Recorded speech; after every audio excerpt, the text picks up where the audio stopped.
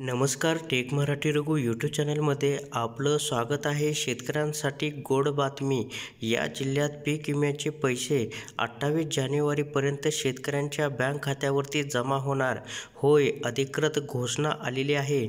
तब्बल 232 कोटी रुपये मिळणार आहेत. होय, धाराशिव जिल्ह्यातील शेतकऱ्यांसाठी आनंदाची बातमी आहे. जिल्हाधिकारी यांनी विमा कंपनीचे बँक खाते गोठवताच शेतकऱ्यांना विमा कंपनी प्रलंबित रक्कम देण्यास तयार झालेली आहे. याच्यामुळे आता धाराशिव जिल्ह्यातील शेतकऱ्यांना 232 कोटी रुपये थेट त्यांच्या बँक खात्यावरती वर्ग होणार आहे. पुढे आपण सविस्तर पाहूया कशा प्रकारे हे पैसे मिळणार आहे. आता ही एक दिलासा देणारी अपडेट आहे.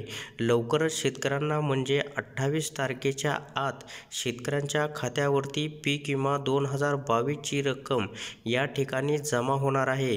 तर या ठिकाणी आपण अधिकृत माहिती पाहू शकता. खरीप 2022 शेतकऱ्यांचे 232 कोटी रुपये देण्याची लेखी हमी. बँक खाते गोठविताच पीक विमा कंपनी ताळ्यावर.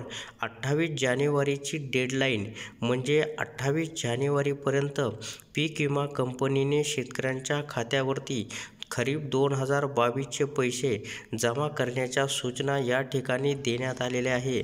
तब्बल शेतकऱ्यांना 232 कोटी रुपये मिळणार आहे. तशी लेखी हमीसुद्धा या ठिकाणी घेतलेली आहे आणि पीक विमा कंपनीचे खातेसुद्धा गोठवण्यात आलेले आहे. याच्यामुळे उस्मानाबाद धाराशिव जिल्ह्यातील शेतकऱ्यांना आता मोठा दिलासा मिळणार आहे.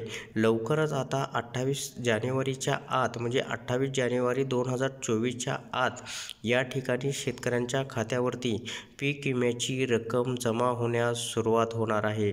तर अशा प्रकारे शेतकऱ्यांसाठी ही एक महत्त्वपूर्ण अपडेट होती. अशा प्रकारच्या आपापल्या जिल्ह्यातील अपडेट मिळवण्यासाठी चॅनेलला सबस्क्राईब व शेअर करा.